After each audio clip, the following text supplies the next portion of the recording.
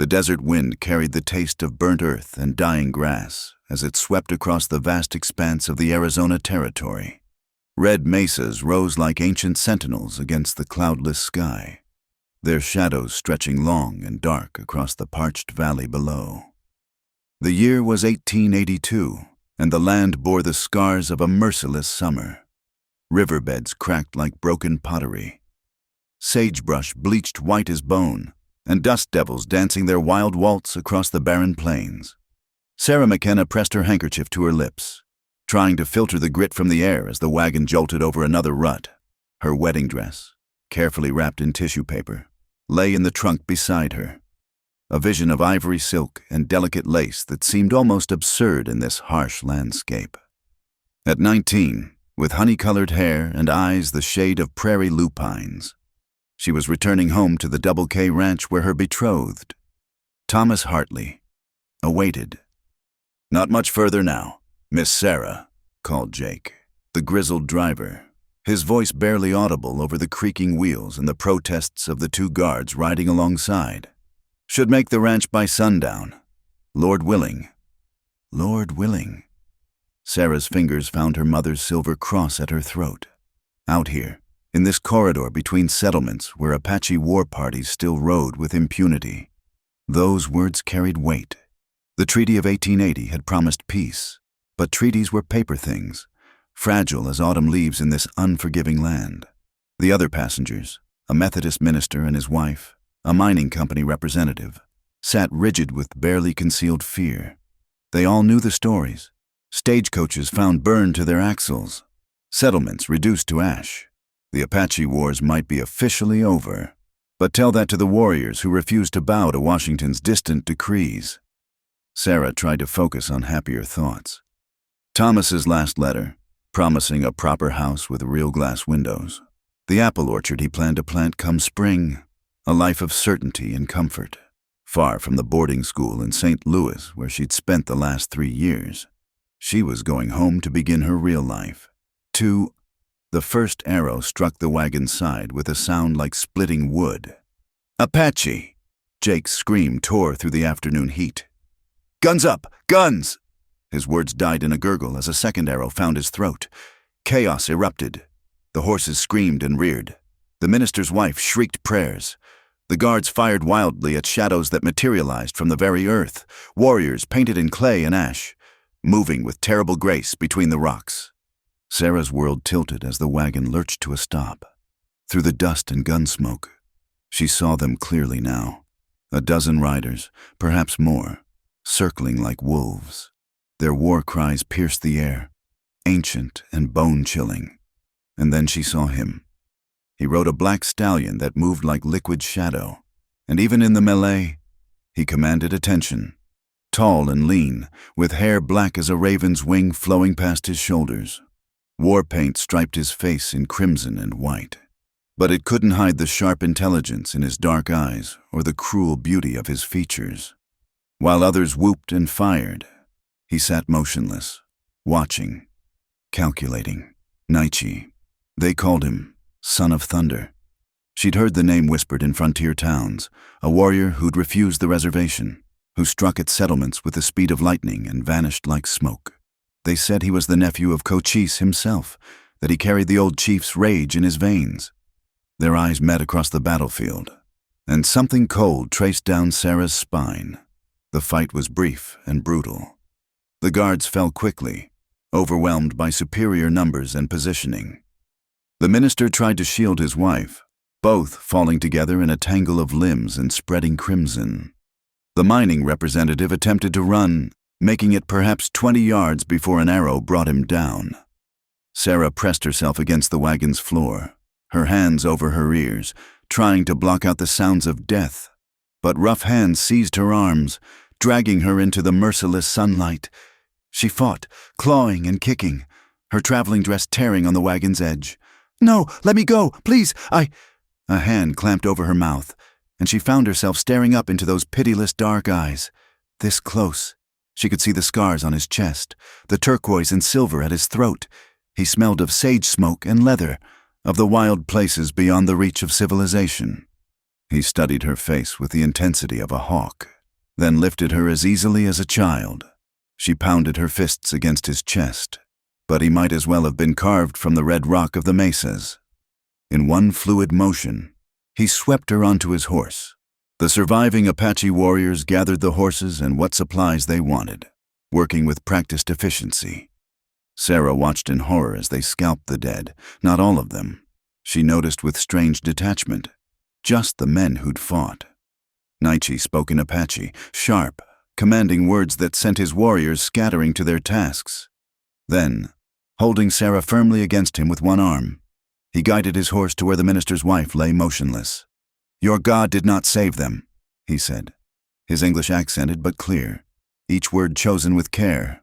"Their papers, their prayers, their promises, all dust now." He raised his voice so the other warriors could hear. "The Apache warrior has taken a bride." The declaration rang across the valley, and his men responded with savage cries of approval. Sarah's heart hammered against her ribs. Bride? No, she was Thomas's bride. She had a life waiting, a future planned. "You're making a mistake." She managed to gasp when his grip shifted. "My fiancé will come for me. The army will. Let them come." His laugh was dark as winter thunder. "They will find only wind and stone." He wheeled the stallion around, and Sarah caught a last glimpse of the destroyed wagon, the scattered bodies. Her trunk with its precious cargo burst open, white silk spilling into the dust like spilled milk. Then Naichi's heels touched the horse's flanks, and they were flying across the desert, leaving civilization and everything she'd ever known behind. The war party rode hard, putting distance between themselves and the inevitable pursuit. Sarah clung to the horse's mane, her body rigid with terror and rage. The landscape blurred past, red rocks and thorny ocotillo, dry washes and hidden canyons known only to those who called this desolation home. As the sun began its descent, painting the mountains in shades of blood and gold, Sarah forced herself to think past the fear. She was alive. That was more than the others could say. And where there was life, there was hope. She would survive this. She would escape.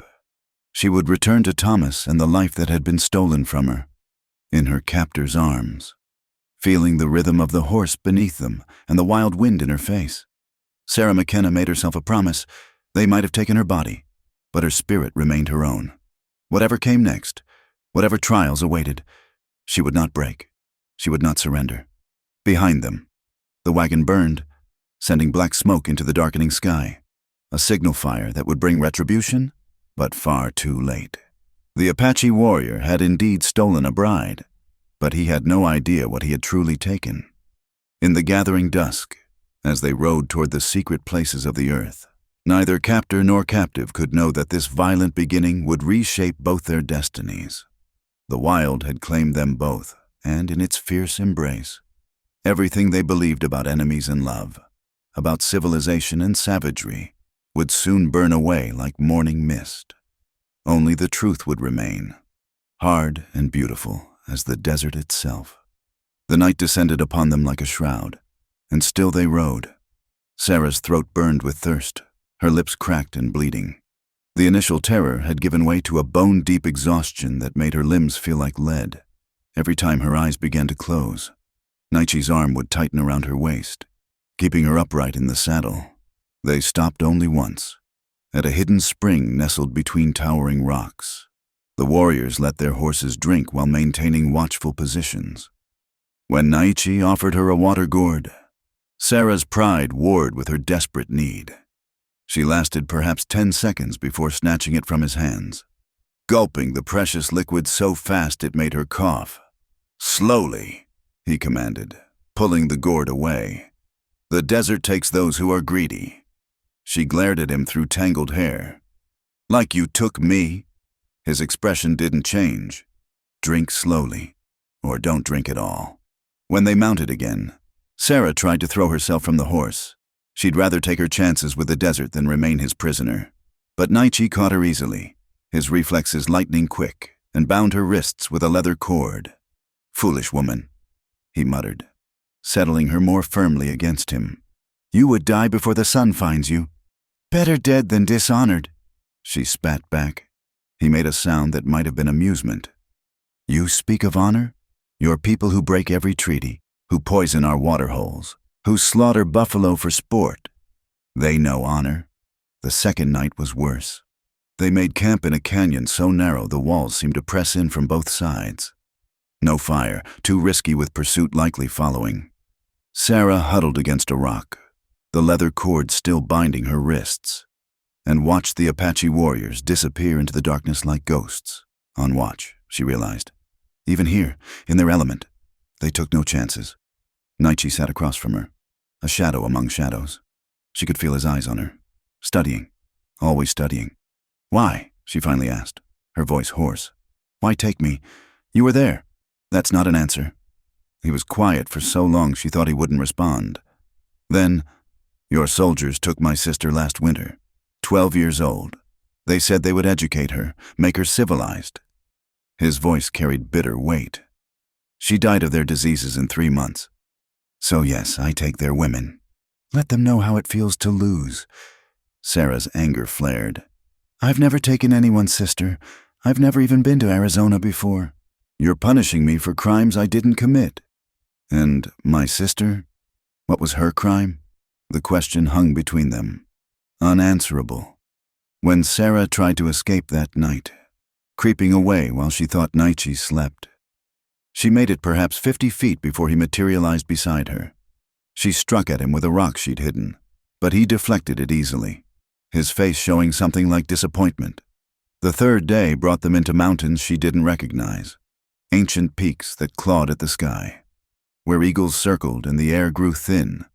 The horses picked their way along trails that seemed impossible, hooves finding purchase on paths no wider than a handspan. Sarah had stopped trying to memorize the route. Even if she escaped, she'd be hopelessly lost. The knowledge sat heavy in her stomach, along with a growing fear that no rescue was coming. How would anyone track them through this labyrinth of stone? That evening, they stopped at another hidden spring, this one feeding a small pool surrounded by cottonwoods. The other warriors moved off to tend the horses and gather food, leaving Sarah under Naichi's watchful eye. Wash, he ordered, gesturing to the pool. You smell like fear and dust. Her face burned. I won't. Not with you watching. Then remain filthy. He shrugged, settling against a tree. But we reach my people tomorrow. You think they will be impressed by a woman who reeks like a dying animal? The casual cruelty of his words stung more than she cared to admit. Sarah looked at the cool, clear water, then at her torn dress, caked with dirt and dried blood. Not hers. She realized with a shudder, the minister's wife's. Perhaps. Turn around, she demanded. To her surprise, he did, presenting his back to her. You have nowhere to run, white woman, and the water is too shallow to drown yourself. I know because captives have tried. Sarah waded into the pool fully clothed, not trusting him enough to remove even her outer garments. The water was shockingly cold, but it felt like heaven against her burned skin. She scrubbed at her face, her arms, tried to rinse the worst of the blood from her dress. When she emerged, shivering, Naichi had built a small fire. He handed her a blanket, Apache woven, she noted, with intricate patterns in red and black. Thank you, she said stiffly, the words tasting strange. He studied her again with that unnerving intensity. You're not like the other white women we've taken. How many? She bit off the question, not sure she wanted to know. They cry, beg, promise gold, horses, anything. He touched the fire with a stick, sending sparks spiraling upward. You fight, even when you know you cannot win. My mother taught me that surrender is its own kind of death. Your mother was Apache? The question was so unexpected that Sarah almost laughed. Irish, but she survived the famine. Came here with nothing. She used to say the English tried to break them with hunger, but the Irish were too stubborn to die. Naichi made that sound again, not quite amusement, but something close. Irish, Apache, perhaps not so different. They sat in silence as the fire burned low. Sarah pulled the blanket tighter, exhaustion making her eyelids heavy, just before she drifted off. She heard him speak again, so quietly she might have imagined it. "Tomorrow, everything changes. My people will test you. Some will want you dead. Others—" He didn't finish. "Your spirit is strong. You will need it." She woke before dawn to find he'd covered her with his own blanket as well. The gesture confused her. This small kindness from a man who'd torn her from everything she knew. As they prepared to ride, she caught him favoring his left side, a wound from the raid.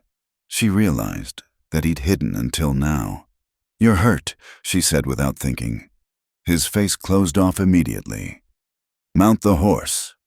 But as they rode that final day toward his village, Sarah found herself noticing things she'd missed in her terror. The way he'd rationed water so she had enough. How he'd positioned himself between her and the other warriors when they looked too long.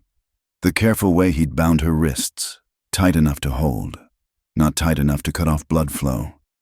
He was still her captor. She still hated him for what he'd done. But Sarah was beginning to understand that nothing in this harsh land was simple, including the man whose actions had shattered her life, yet who spoke of honor and loss with a pain that echoed her own. As the sun reached its zenith, Naichi pointed to smoke rising from a valley ahead. "My people," he said simply. Sarah's heart hammered against her ribs.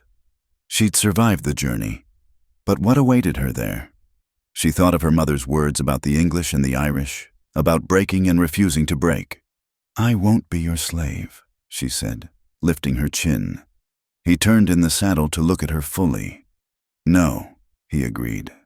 "You will be something much more difficult. You will be the white woman who must earn her place among the Apache. Many have tried. Most fail. And if I fail," his dark eyes gave nothing away, "then the desert will have you after all." As they descended toward the village, Sarah McKenna, stolen bride, captive, survivor, made herself another promise. She would not just earn her place. She would make them respect her.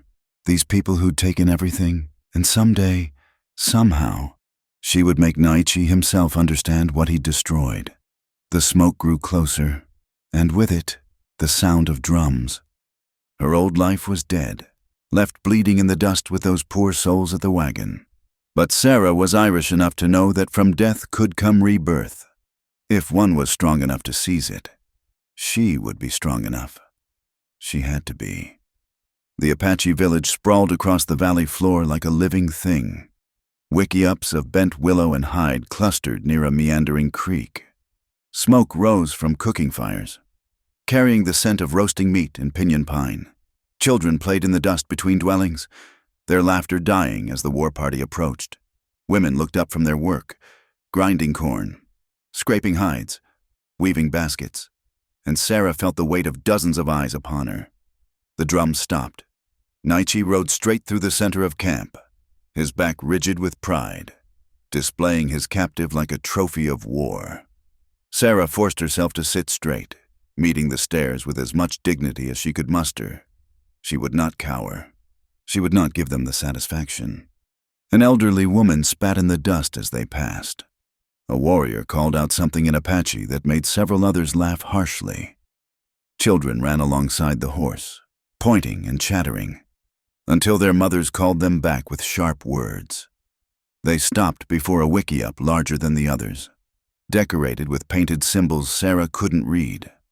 An ancient man emerged, his face a map of deep lines and old scars, white hair hanging to his waist. He wore a necklace of bear claws and turquoise, and his eyes, still sharp despite his years, fixed on Sarah with an intensity that made her skin crawl.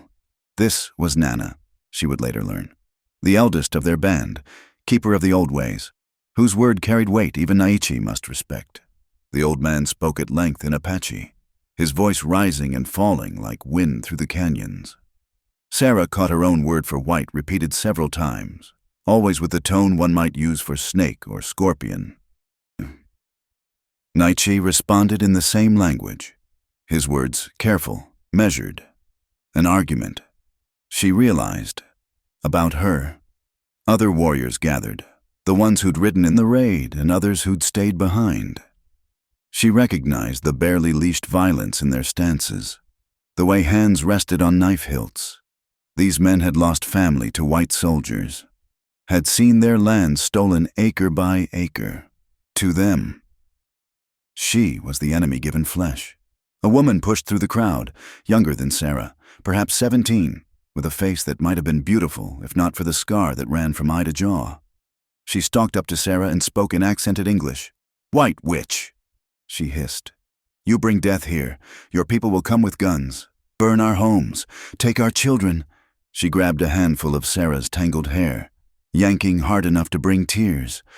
"Better to kill you now. Leave your body for the buzzards." "Louis," Naichi's voice carried warning. "Enough." The scarred woman, Louis, released Sarah's hair but didn't back away. "She is not your woman, cousin. She is no one's woman. She is a curse." More Apache pressed close, voices rising in anger. Sarah's heart hammered, but she forced herself to meet Louis's eyes steadily. Something her mother used to say echoed in her mind. "Never let them see you bend. Mostorin, the moment you bend, you break." "I am nobody's curse," Sarah said, her voice stronger than she felt. "I am Sarah McKenna, daughter of Bridget McKenna, and I've done nothing to any of you." Louis laughed, ugly and sharp. "Nothing? Your people do nothing when they take our lands, nothing when they poison our water, nothing when they—" "When they what?" Sarah interrupted, anger overcoming fear. "When did I poison your water? When did I steal your land? I'm a teacher's daughter from Missouri. I came here to marry a rancher, not to wage war on anyone. All whites wage war." An older warrior growled.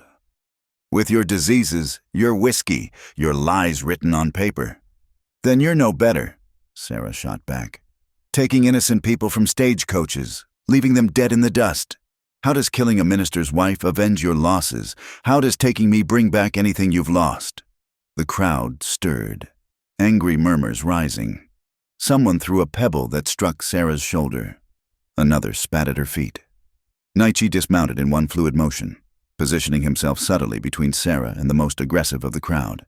"She speaks boldly for a captive," Nana observed, switching to English. His voice was like dried leather, soft but somehow carrying over the noise. "Perhaps too boldly. She speaks truth," Naichi replied. "This one is not like the others. She has strength. Strength can be broken." Louis's scarred face twisted. "Let the women have her. We'll see how strong she is when she learns to scrape hides until her fingers bleed, carry water until her back breaks." "Your white skin won't save you here, witch." Sarah slid from the horse without help, her legs shaky but holding. She stood as tall as her small frame allowed, chin raised. "I'm not afraid of work, and I'm not afraid of you." It was a lie. She was terrified.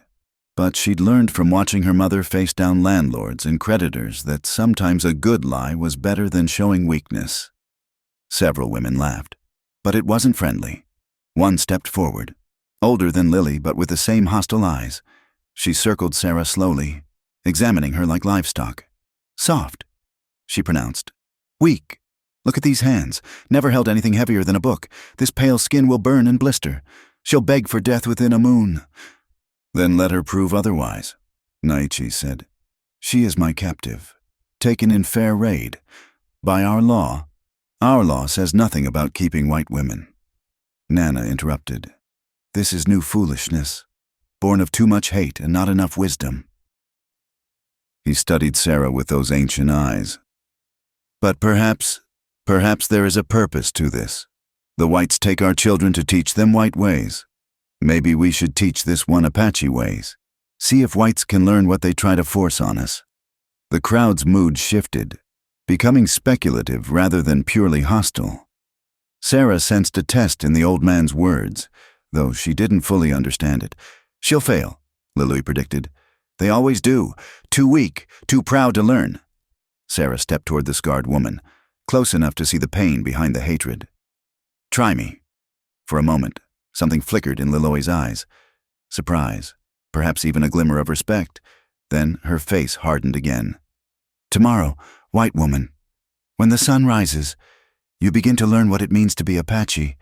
Tonight—" She smiled, and it was worse than her scowls. "Tonight you may rest. You'll need it." The crowd began to disperse, though many threw final glares or muttered threats. Naichi took Sarah's arm, guiding her to a small wickiup at the camp's edge. "This is yours," he said simply. Sarah peered inside. Buffalo hides covered the floor, and basic supplies were stacked against one wall. Water gourds, blankets, a grinding stone. It was crude by any standard. But it was shelter. "Why are you doing this?" she asked. "Your cousin is right. I'm a burden, a danger. Why not just end it?" He was quiet for a long moment. "You asked why I took you. I said because you were there. That was truth, but not all truth." He touched his side where the hidden wound was. "In the fight, when your men were dying, you didn't hide. You tried to help the woman who was already beyond help, even knowing you might die for it." Sarah remembered those terrible moments, crawling to the minister's wife, trying to stop the bleeding even as arrows flew overhead. It was the human thing to do. She said quietly, "Yes." His dark eyes held something she couldn't name. "Human. That's what I saw. Not white, not enemy, human." He turned to leave, then paused. "Tomorrow will be hard. They will try to break you. Not from cruelty, though it will seem cruel. They test you as they would test their own daughters, to see if you're worth keeping alive. And if I fail?" He looked back at her, his face unreadable in the gathering dusk. "Then I was wrong about you, and Lily will have her way." After he left, Sarah sat in her strange new home, listening to the sounds of the village, children being called to dinner, dogs barking, the rhythmic sound of corn being ground, normal sounds of life, so different yet oddly similar to any small town. She thought of Thomas, probably searching for her by now. Would he find the destroyed stagecoach? Would he think her dead? The thought of him mourning her sent a sharp pain through her chest. They'd exchanged letters for 2 years, planning their life together. He was a good man, steady and kind. He'd promised her safety, stability, a normal life. Instead, she was here, in an Apache camp where most wanted her dead, kept alive by the whim of a warrior who'd stolen her for reasons she didn't fully understand. As darkness fell, someone left food outside her wickiup, a wooden bowl of stew that smelled of venison and wild onions. Flatbread still warm from the fire. No one spoke to her or even acknowledged her, but the food was there. Sarah ate slowly, surprised by her hunger. Tomorrow she would begin. What? Learning to be Apache? The idea was absurd. She was Sarah McKenna, educated, civilized, engaged to be married. She didn't belong here. But as she lay on the buffalo hides, listening to the night sounds of this strange place, she remembered her mother's stories of Ireland, how the English had tried to stamp out their language, their customs, their very identity, how some had bent and broken, while others had adapted, survived, even thrived. "You come from survivors, most Orin." Her mother had said, "When the world tries to break you, you bend like the reed in the wind. But you don't break, never break." Sarah closed her eyes, pulling the Apache blanket around her. Tomorrow they would try to break her. But tonight, against all odds, she was alive. She had shelter, food, and, strangest of all, a protector in the man who'd taken everything from her. The drums began again, distant and rhythmic. Sarah listened to their ancient heartbeat and made her third promise since this nightmare began. She would not just survive, she would learn, and somehow, she would find a way to bridge the chasm between who she'd been and who she might need to become. In the darkness of her wickiup, alone but for the first time not entirely friendless, Sarah McKenna began her transformation. The challenge came 3 days later, after Sarah had begun to find her rhythm in the grueling routine of Apache women's work. Her hands were raw from grinding corn. Her back ached from hauling water, but she hadn't complained, hadn't begged, hadn't broken. Perhaps that was why Karuk decided to test her resolve.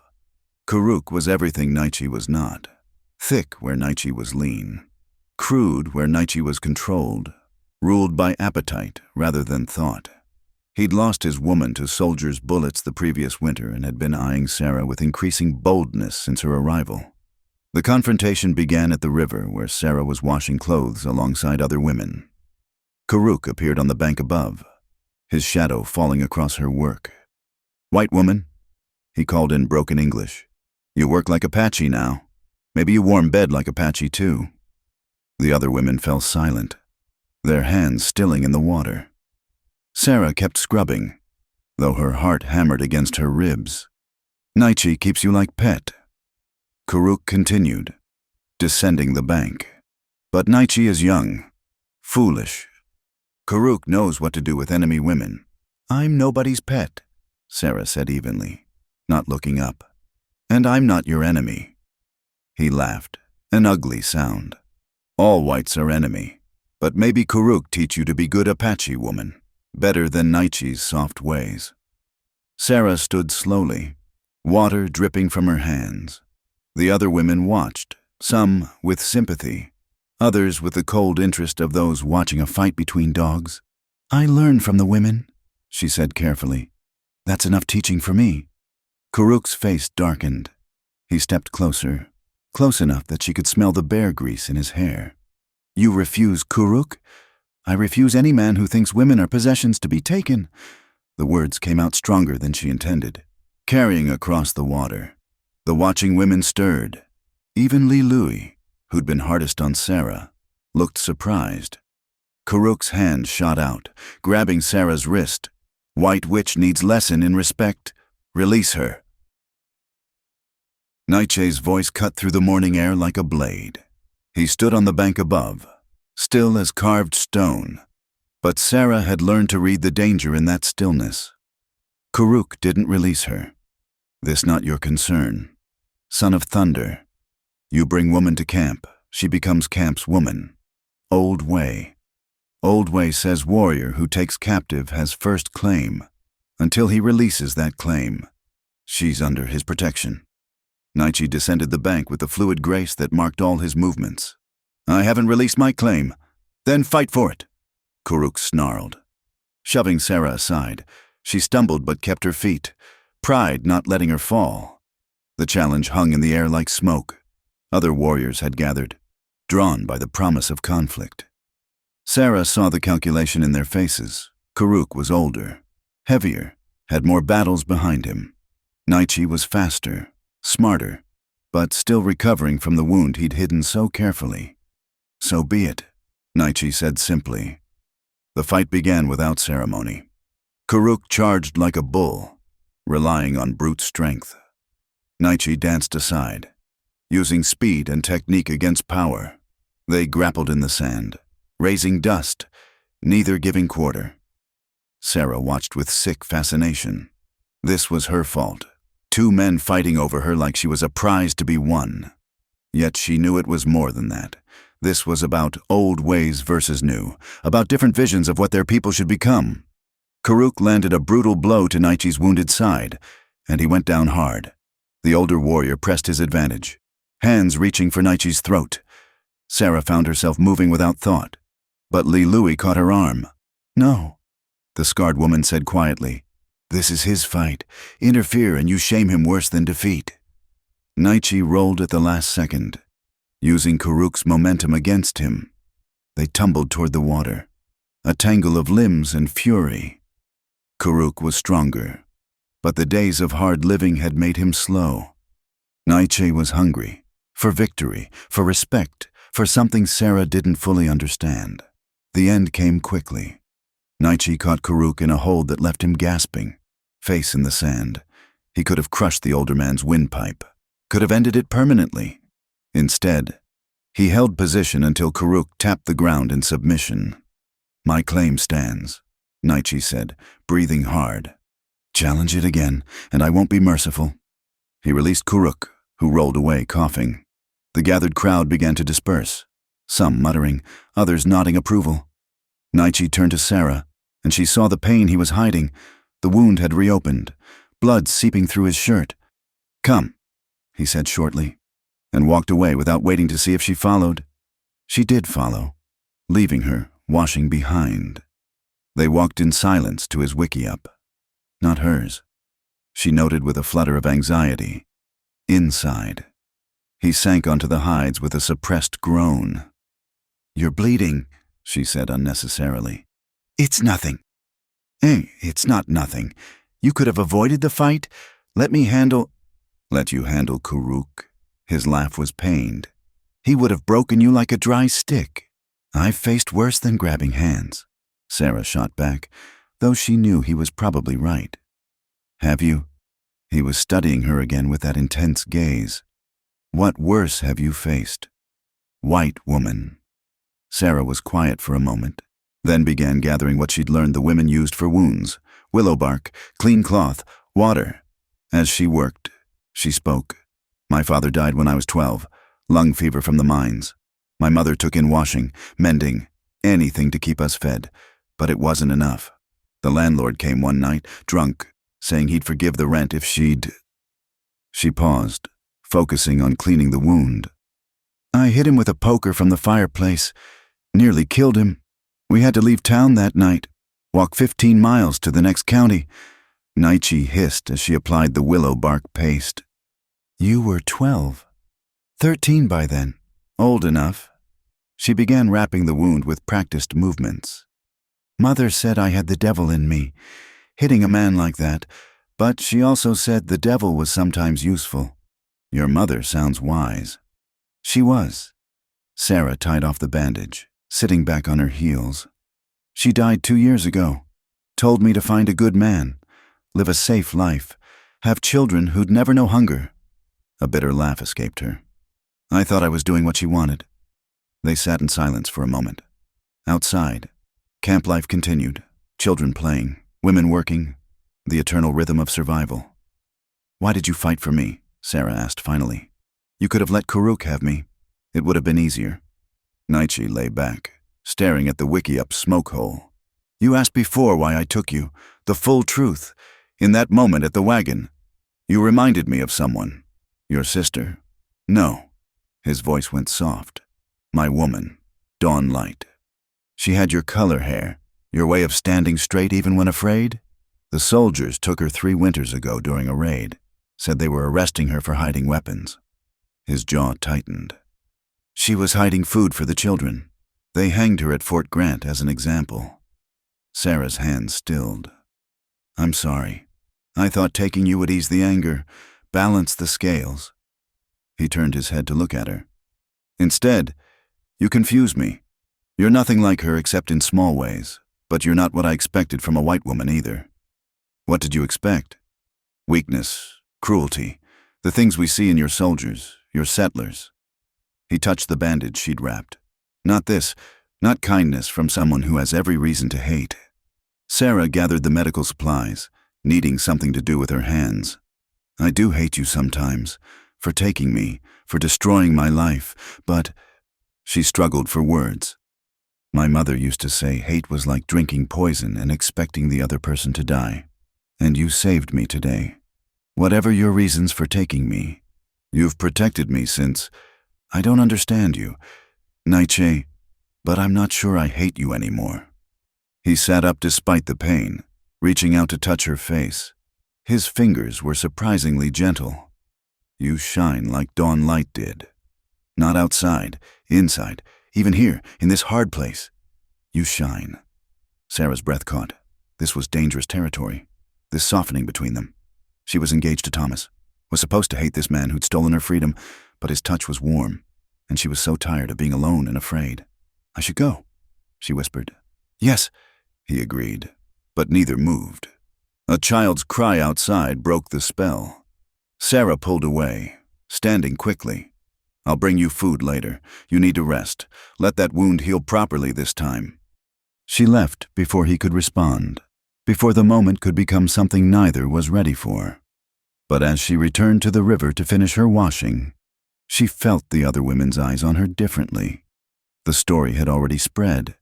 The white woman who'd stood up to Karuk, who'd tended Naichi's wounds, who might be more than just a captive after all. Lilui was waiting by the washing stones. "You did well today," she said grudgingly. "Karuk is pig, but Naichi—" She shook her head. Be careful. White woman. That one carries too much pain. Don't add to it. I don't intend to add to anyone's pain, Sarah said quietly. I just want to survive. Lilui laughed, but it wasn't unkind this time. Surviving is easy. Living, that's the hard part. Maybe you learn that too. In time. As Sarah returned to her washing, she wondered if living and surviving could be separated so easily. In the weeks since her capture, she'd focused only on surviving each day. But now, with Naichi's blood on her hands and his words in her heart, she wondered if something more was possible. Not love, never that. She was promised to another, and Naichi was her captor still. But perhaps understanding, perhaps even friendship. Strange as that seemed. The sun climbed higher, and Sarah worked alongside the Apache women, her pale skin reddening despite the plant oils they'd taught her to use. Tomorrow would bring new challenges, new tests. But today, she'd proven something to them and to herself. She was not broken. She would not be broken. And maybe, just maybe, she was beginning to belong. The sandstorm struck without warning, turning day into twilight and air into a weapon of grit and fury. Sarah had been gathering mesquite pods with Lilui and 2 other women when the western horizon darkened to an ominous brown wall advancing across the desert. Run! Lilui shouted, but her voice was swallowed by the rising wind. They scattered, seeking shelter, but Sarah became disoriented in the sudden blindness. Sand scoured her face, filled her nose and mouth. She stumbled, fell, crawled forward with no sense of direction.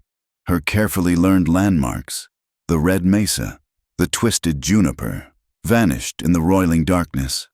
A hand seized her arm, pulling her against a solid form. Naichi. She knew his presence now, the way he moved, the cedar and sage scent of him beneath the dust. He dragged her into the lee of a rock formation, pressing her down and shielding her with his body as the storm raged overhead. They huddled there for what felt like hours, the wind howling like all the demons of the desert set loose.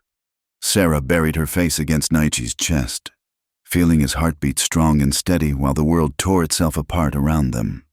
When it finally passed, they were half buried in sand, coughing and spitting grit. The landscape had changed, dunes shifted, familiar paths erased. They were alone, the others nowhere to be seen. The horses, Sarah gasped. The village! Safe. This wasn't a big storm, just sudden. The others will have found shelter. He helped her stand, brushing sand from her face with surprising gentleness. But we're too far from camp to return before dark. These storms, sometimes they circle back. They found better shelter in a small canyon where ancient peoples had carved handholds into the rock. A shallow cave offered protection, and Naichi quickly gathered what dry wood he could find for a fire. As darkness fell, they sat close to the small flame, sharing the last of his water. You came looking for me, Sarah said. It wasn't a question. You think I'd let Karuk claim my prize so easily? The words were light, but his eyes were serious. You're under my protection. That means something among my people. And what am I to you, exactly? Your prize, your captive, your... I don't know. The admission seemed to surprise him. You were meant to be revenge, justice, a balance for what was taken, but you... He stopped, frustrated. You make things complicated. Sarah laughed, short and bitter. I make things complicated? You stole me from my life, brought me to people who hate me, and somehow I'm the one making things complicated? Yes. He turned to face her fully. You were supposed to be weak, supposed to cry, beg, make me feel powerful. Instead, you work beside our women without complaint. You face down Karuk. You tend my wounds after I've given you every reason to let me bleed. Basic human decency isn't complicated, Sarah shot back. Isn't it? His voice dropped. My sister showed your soldiers decency.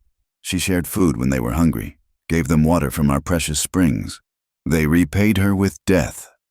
The fire crackled between them, casting shifting shadows on the cave walls. Outside, coyotes began their evening song, wild and mournful. Tell me about her, Sarah said softly. Your sister, what was her name? Naichi was quiet for so long she thought he wouldn't answer. Then, Morning Star. She was 12 winters. Smart. Too smart, maybe. She wanted to learn everything, our ways, but also your ways. She'd trade beadwork for books from the fort, teach herself English from traders' children. His voice carried old pain. I told her she was foolish. Told her the white world would never accept her. I was right, but being right doesn't bring her back. Sarah moved closer, drawn by the grief in his voice. And Dawnlight? Tell me about her too. A ghost of a smile touched his lips. Stubborn as a mule, fierce as a mother bear. She could track better than most warriors, shoot straight as any man. Her father was Mexican, taken in a raid as a child and raised Apache. Her mother was Chiricahua, from Cochise's own band. Dawnlight was... He searched for words. She was tomorrow. All our tomorrows. When they killed her, they killed more than one woman. You loved her very much.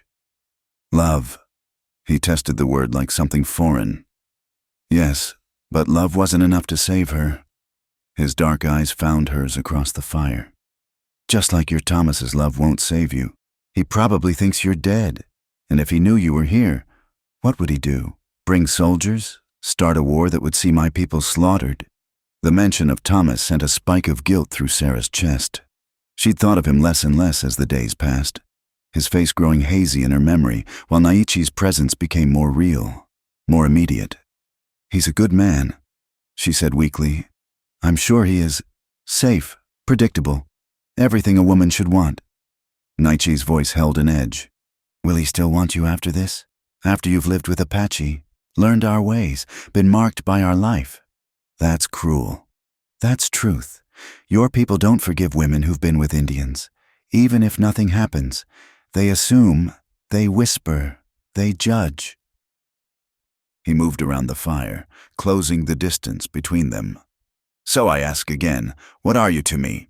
Sarah McKenna. Her name on his lips sent an unexpected shiver through her. I don't know, she admitted. I should hate you. Sometimes I do. But then you shield me from sandstorms. Fight for me. Speak to me like I'm a person instead of a symbol.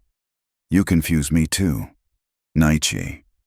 He reached out, fingers ghosting along her cheek. That first day, when I said the Apache had taken a bride, I spoke from anger, but now, his thumb traced her cheekbone, leaving a trail of heat. Now I wonder if the spirits knew something I didn't. Don't! The word came out breathless. We can't. I can't. This is just... It's the situation, the isolation. When I get back, if you get back... His hand dropped, but he didn't move away. The army is looking, yes, but finding one woman in this territory might as well look for single drop of rain in the desert. So what am I supposed to do? Give up? Accept this life? Forget who I was? Maybe remember who you are? His eyes held hers. Not the schoolteacher's daughter. Not the rancher's promised bride. You, the woman who hit a man with a poker at 13, who stands up to Karuk, who survives. Sarah's carefully constructed walls began to crack. That's not who I'm supposed to be. I'm supposed to be safe, respectable, normal. Supposed to be. He made a dismissive gesture. Your whole life. What you're supposed to be. What about what you are? And what am I? The question came out as barely a whisper. He leaned closer, close enough that she could see the fire reflected in his eyes. Strong, fierce, alive. More alive than any woman I've known since... He stopped himself. You shine from inside. Sarah, even here, especially here. The cave suddenly felt too small, the air too thin. Sarah knew she should pull back, should put distance between them. Instead, she found herself swaying forward, drawn by something stronger than reason. This is wrong, she breathed. You took me against my will. I'm engaged. We're enemies. Are we? His forehead touched hers, the lightest contact that somehow set her nerves ablaze. When you tended my wounds, were we enemies? When I shield you from storms, are we enemies? When you defend me to my own people, are we enemies? I don't know what we are, she admitted, tears threatening. "I don't know anything anymore." He pulled her against him then, not romantically, but with a desperate kind of comfort. She should have resisted, but didn't, burying her face in his shoulder and letting the tears come. Tears for her lost life, for Thomas, who thought her dead, for this impossible situation that was rewriting everything she thought she knew about herself. "I'm sorry," Naichi murmured into her hair, "for taking you, for your pain, for making you choose between worlds, but not for keeping me." It wasn't a question. "No." His arms tightened. "Not for that. The Spirit sent you for a reason, even if that reason brings pain to us both." They stayed like that as the fire burned low. Two enemies who weren't enemies. Two souls caught between worlds. Outside, the desert night deepened, and Sarah knew that whatever happened tomorrow, something fundamental had shifted. "We should sleep," she finally said, pulling away. "The others will worry." He banked the fire and arranged their blankets on opposite sides of the small cave. But in the darkness, Sarah was hyper-aware of his presence, his breathing, the way the moonlight caught the angles of his face. "Naichi," she whispered. "Yes? What you said about me shining—" "Dawnlight. Did she shine too?" A long pause. "Yes, but differently. She shone like the sun, bright, fierce, impossible to ignore. You—" He seemed to search for words. "You shine like stars, quiet, steady. But once you see it, you can't look away." Sarah closed her eyes, his words settling into her heart like seeds in fertile soil. She was changing, had been changing since the moment he'd pulled her from that wagon. The proper young woman who'd set out to marry Thomas Hartley was fading, replaced by someone harder, stronger, more real. Tomorrow they'd return to the village.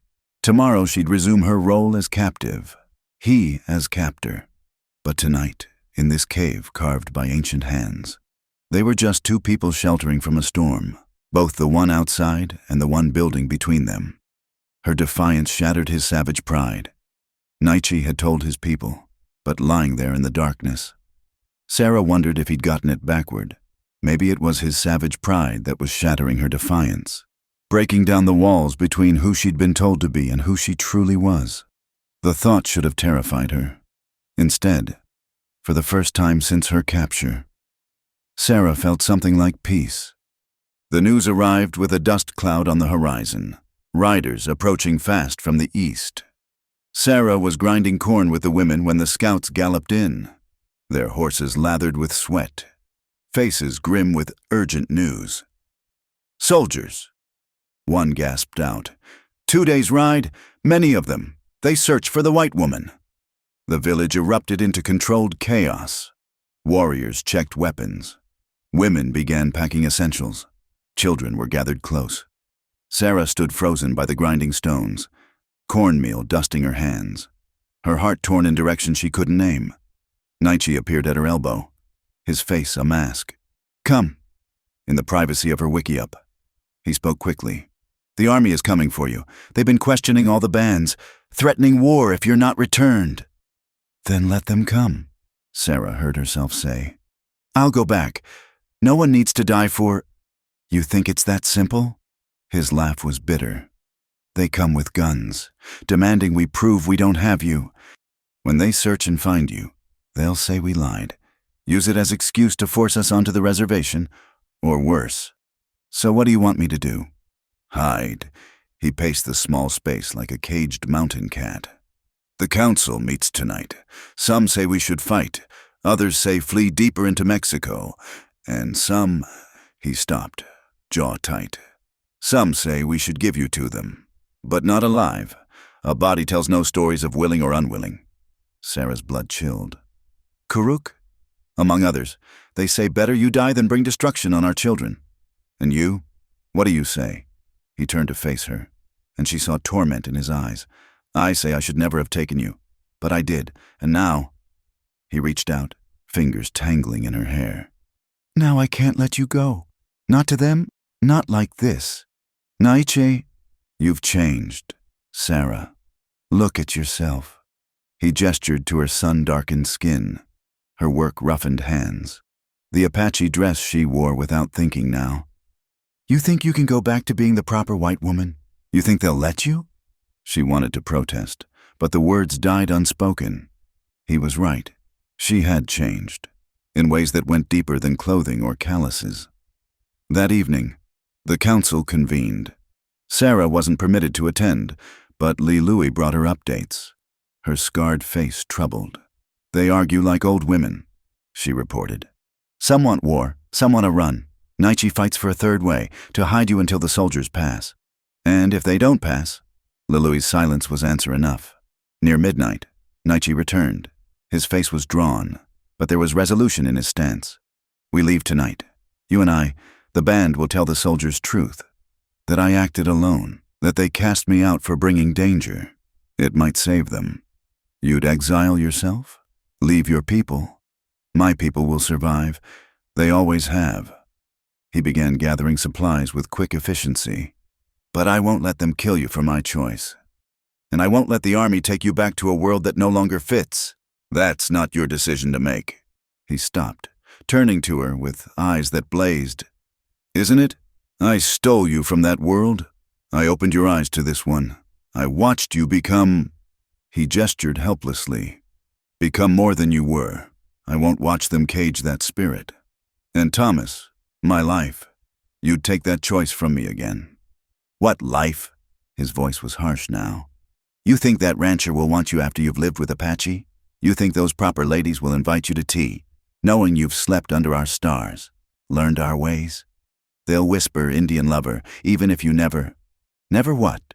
Sarah stepped closer, anger and something else making her reckless. "Never let you touch me? Never admitted that sometimes I forget I'm supposed to hate you? Never wondered what it would be like to stop fighting this thing between us?" The confession hung in the air like lightning before thunder. Naichi went very still. "Sarah, no." She backed away. "You don't get to decide my life again. If the soldiers come, I'll face them. If Thomas rejects me, I'll survive. But I won't run. Not anymore." He caught her arm as she tried to pass. "And if my people decide you're better dead, then I'll fight, just like you taught me." For a moment, they stood frozen, the tension between them near breaking. Then voices rose outside, angry, getting closer. Kuruk's was loudest among them. "Seems the council decided without us," Naichi said grimly, pushing Sarah behind him as the wiki-up flap burst open. Kuruk entered with 3 other warriors, all armed. "The white woman brings death. Better she die by our hands than lead soldiers to our children." "Over my body," Naichi growled. "If necessary." Kuruk raised his rifle. What happened next would be debated in the village for years. Sarah moved without thinking, grabbing the water gourd and flinging its contents into the torch one warrior carried. In the sudden darkness, Naichi struck like his namesake, swift as thunder, devastating as lightning. When others arrived with new torches, they found Kuruk unconscious, 2 warriors groaning on the ground, and the third backing away from Sarah, who held his own knife with steady hands. "Enough!" Old Nana's voice cracked like a whip. The elder entered, taking in the scene with those ancient eyes. "Violence against our own? For what? Fear? The soldiers," Kuruk began groggily, "will come whether she's dead or alive. Killing her solves nothing." Nana studied Sarah, who still held the knife. "But perhaps there is another way." He spoke rapidly in Apache.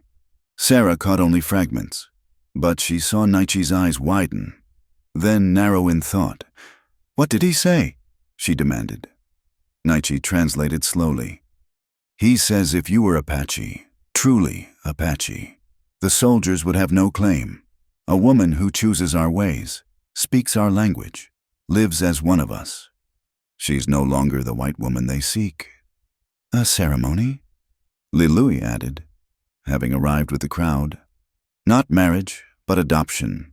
You would become one of the people. But," she hesitated, "it's not just words. You would have to mean it, live it, forever." Sarah's mind reeled. "And if I refuse?" Nana shrugged. "Then we give you to the soldiers. What happens after is between you and them." "Some choice," she said bitterly. There's always a choice, the elder replied. But choices have consequences. Choose the white world, and you return to it changed, marked by your time here. Choose our world, and you leave the other behind forever. Choose neither. He glanced at Karuk, and others will choose for you. Sarah looked around the wiki-up, at Karuk, who wanted her dead, at Naichi, who'd fought for her, at Lilui, who'd become almost a friend, at Nana, offering a path she'd never imagined. When would this ceremony be? Dawn, Nana said. The soldiers will be here by tomorrow night. You have until sunrise to decide. The crowd dispersed slowly, leaving Sarah and Aichi alone. She sank onto the buffalo hides, knife falling from nerveless fingers. An impossible choice, she whispered. Is it? He knelt before her. You said yourself you've changed, that sometimes you forget you're supposed to hate us. There's a difference between forgetting hate and choosing to become... She gestured helplessly. To give up everything I was? Were you happy with everything you were? The question cut deep. That's not fair. Nothing about this is fair. But Sarah, he took her hands, and she didn't pull away. I've watched you these weeks. You're more alive here, more real than I think you ever were in that other world. You laugh with the children, work beside the women, face down warriors. You're not giving up who you are. You're becoming who you were meant to be. And what about Thomas, my obligations? What about them? He's probably already held your funeral, maybe even found another bride. Your obligation was to marry him, be a proper wife, live a proper life. Is that still what you want? Sarah closed her eyes, seeing two paths stretching before her. One led back to safety, respectability, a life of knowing exactly what each day would bring. The other led into the unknown, dangerous and wild and utterly uncertain. If I choose the ceremony, she said slowly, what am I to you? Still your captive? Your prize? His hands tightened on hers. No. You'd be Apache, free to choose your own path, to stay, to go, to take a husband or remain alone, to be whatever you decide to be. And would you want... That is, would you hope? I would hope, he said carefully, that the woman who shines like stars might choose to shine near me. But hope isn't demand, and want isn't ownership. Sarah opened her eyes, finding his face close to hers, seeing truth in his dark gaze.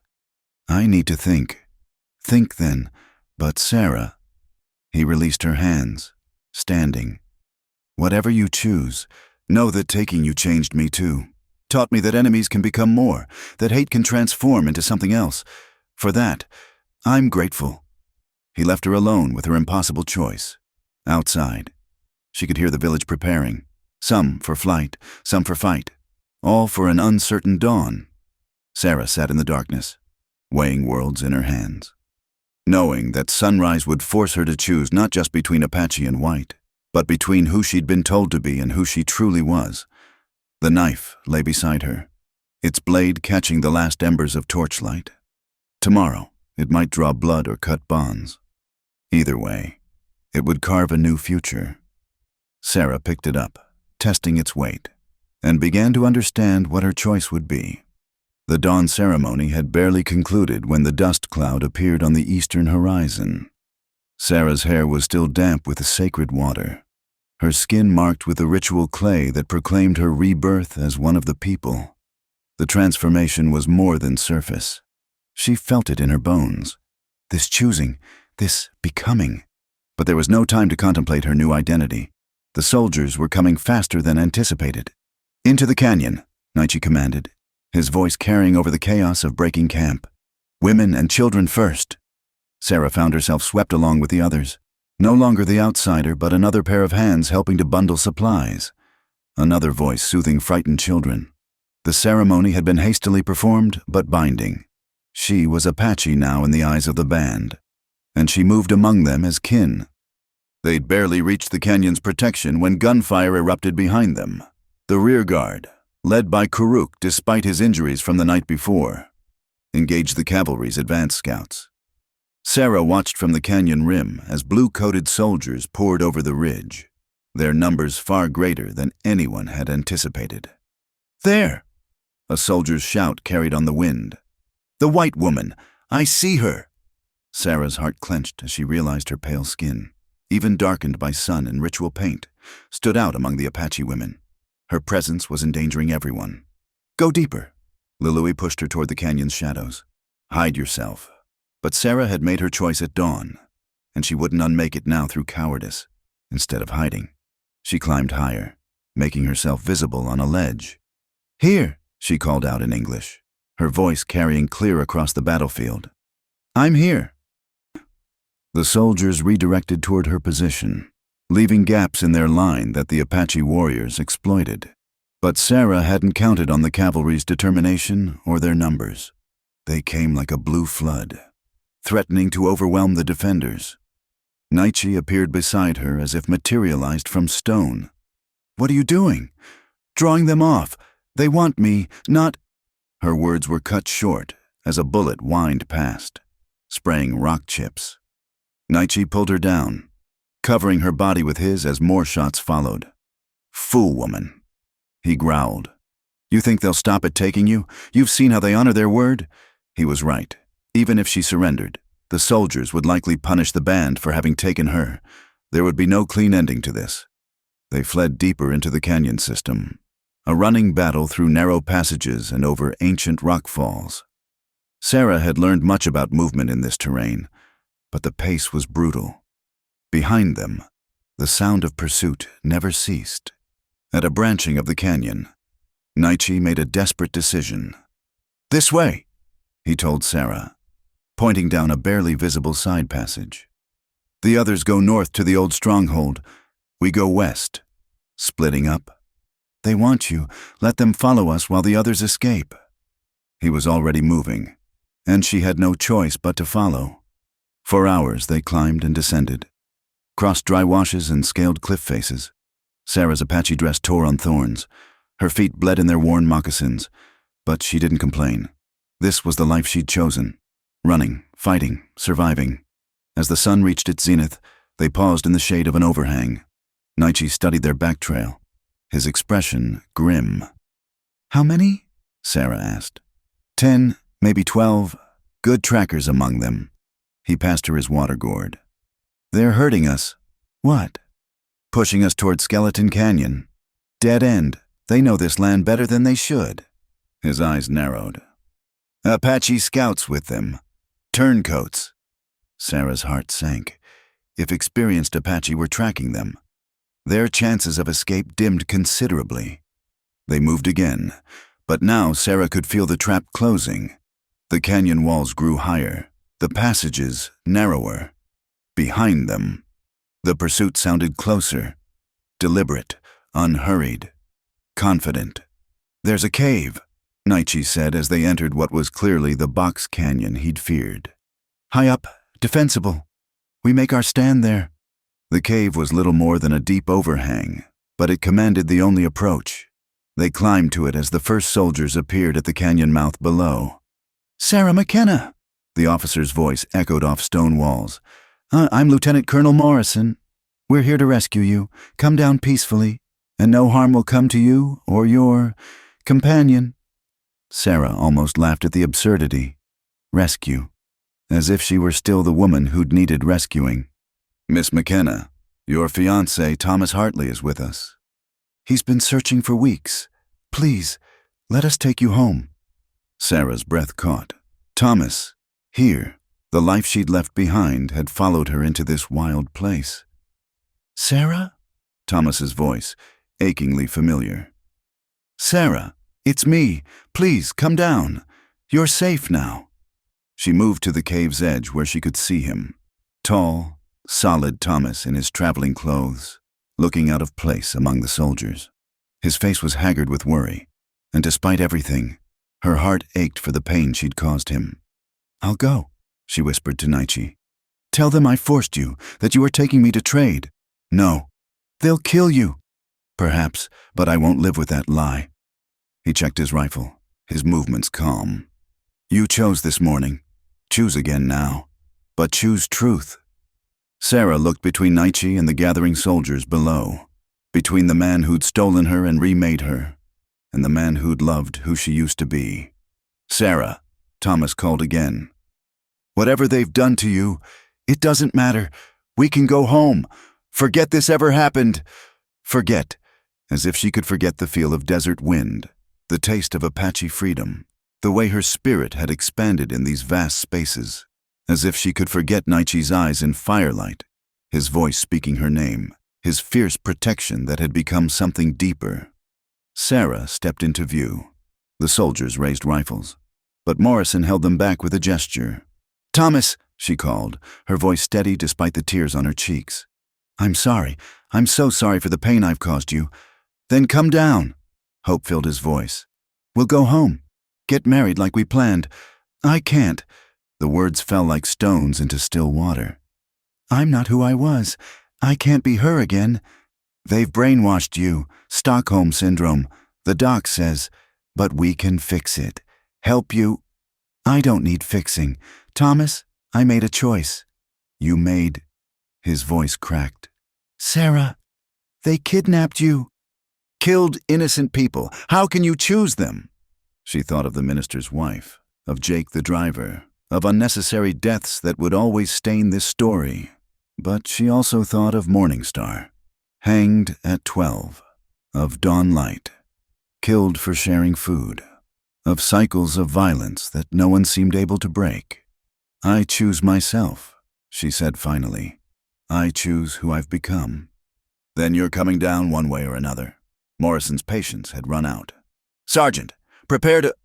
His order was cut short by the sound of rifles, not from the cave, but from the canyon walls above.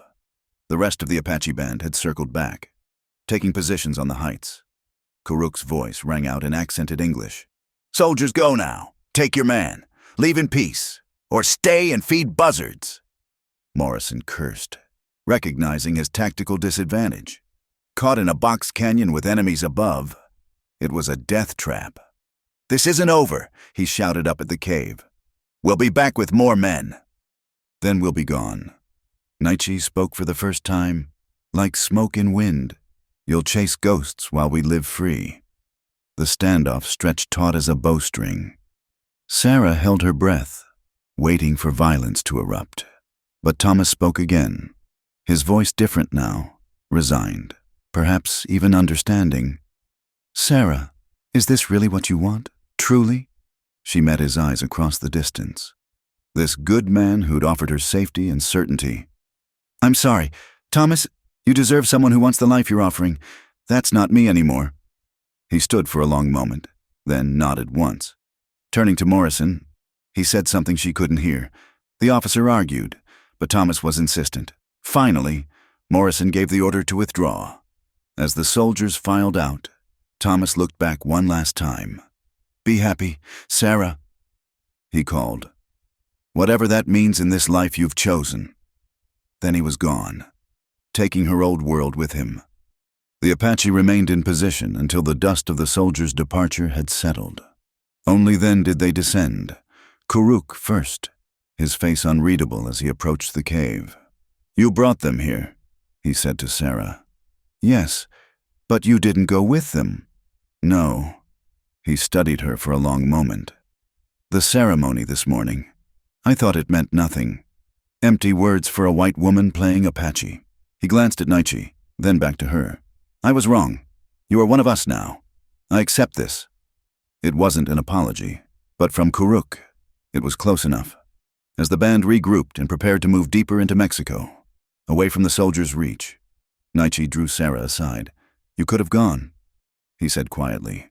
"I would have understood." "No, you wouldn't have." She smiled despite her emotional exhaustion. "You would have raged and hurt and eventually healed, but you wouldn't have understood. Because you can't imagine choosing safety over freedom any more than I can now." "When did you become so wise?" "When a warrior stole a bride, but found he'd captured something he didn't expect." She touched his face, no longer caring who saw. "You were right. Her defiance did shatter his savage pride, but maybe that's what both of them needed." He pulled her close, there in the shadow of the canyon where she'd chosen her new life over her old. No more stolen bride, he murmured. Now you're truly free. What will you do with that freedom? Sarah thought of the vast desert stretching endlessly ahead, of dangers and hardships, but also of skies without limits and a life without cages. She thought of this man who'd taken her captive only to set her spirit free. I'll live, she said simply, with you, if you'll have me. Not as captive or prize, but as my woman. Hope and uncertainty warred in his voice. Knowing our life will be running, hiding, fighting for every day. Our life will be free, she corrected. The rest we'll face together. As the band moved out, heading for the safety of the deep canyons, Sarah walked beside Nietzsche with steady steps. Behind them lay the world of Sarah McKenna, schoolteacher's daughter, rancher's intended bride.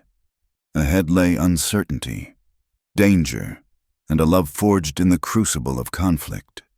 She'd been stolen. She'd been transformed, and finally, she'd chosen. The desert wind rose, erasing their tracks, carrying them into a future written in dust and starlight. Whatever came next. Sarah knew she was no longer between worlds. She was home. The courtroom in Fort Grant was stifling, packed with curious townspeople, reporters, and military officials. 6 months had passed since the standoff at Skeleton Canyon. 6 months during which Sarah's story had become legend, twisted and retold until she barely recognized herself in the tales. Now, she stood in chains before a military tribunal, her Apache dress replaced by a simple gray outfit provided by the authorities.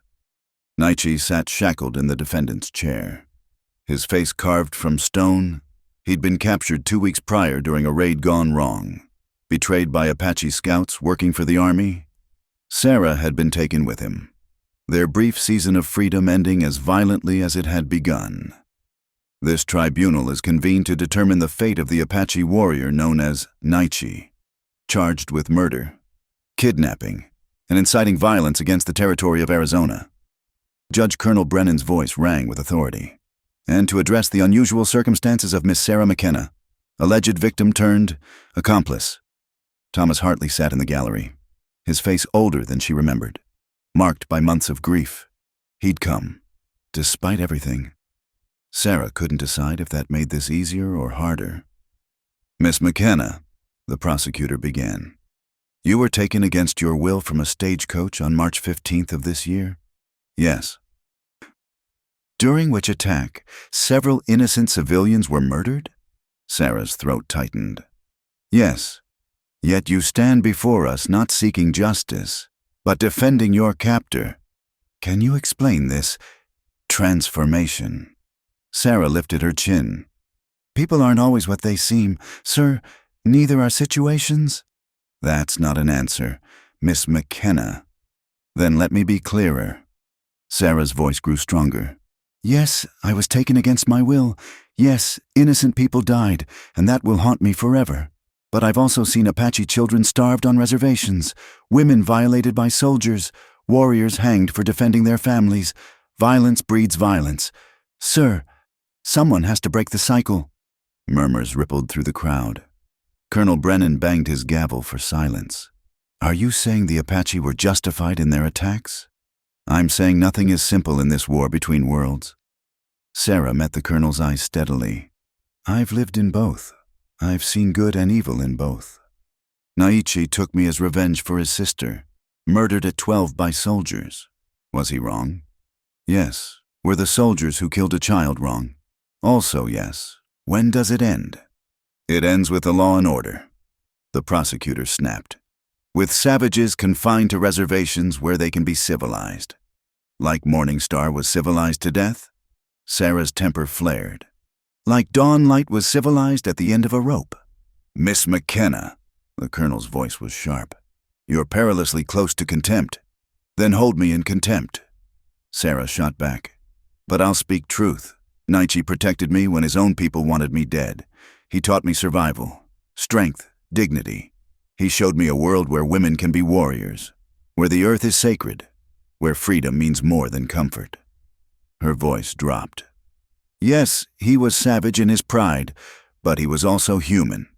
And when I chose to stay with his people, He freed me to make that choice. No one chooses captivity, the prosecutor argued. I did. Sarah's declaration rang clear. At Skeleton Canyon, I could have left with Thomas, with Mr. Hartley. The soldiers were there to rescue me. I chose to stay. The courtroom erupted. Through the chaos, Sarah saw Thomas's face, hurt but somehow unsurprised. He'd known, perhaps, from that moment in the canyon, when order resumed. A new voice spoke from the gallery. May I address the court? Sarah turned to see a woman in traveling clothes, her face familiar yet strange. It took a moment to place her, Mrs. Morrison, the lieutenant colonel's wife. I fail to see what bearing, the prosecutor began. My husband led the rescue mission, Mrs. Morrison interrupted. I've read his reports, heard his private thoughts. He told me something that haunts him still. She looked directly at Sarah. He said he saw a woman transformed, not broken, not brainwashed, but awakened. His words, not mine. This is highly irregular. Colonel Brennan muttered, but he gestured for her to continue. My husband has fought Apaches for 15 years. He's never questioned the rightness of it until Skeleton Canyon, until he saw a white woman stand with them by choice, speak of cycles of violence, of humanity on both sides. Mrs. Morrison's voice strengthened. If she could see past hatred after what she suffered, perhaps we should ask why we cannot. The testimony continued for hours. Witnesses spoke of Apache depredations, of murdered settlers and burned homesteads. Others, more quietly, spoke of massacres committed by soldiers, of treaties broken, of children torn from families. Through it all, Nietzsche sat silent, his eyes never leaving Sarah's face. Finally, Thomas was called. He took the stand reluctantly, his discomfort obvious. Mr. Hartley, the prosecutor began. You were engaged to Miss McKenna? I was. Do you believe she's been corrupted by her captivity, that she's not in her right mind? Thomas was quiet for a long moment. Sarah McKenna was the most level-headed woman I knew. Practical, rational, maybe too much so. He smiled sadly.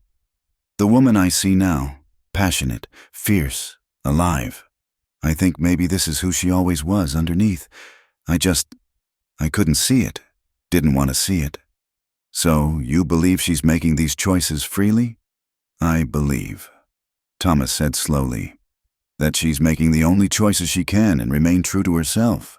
I hate it. I hate him for taking her, but I can't hate her for becoming who she was meant to be.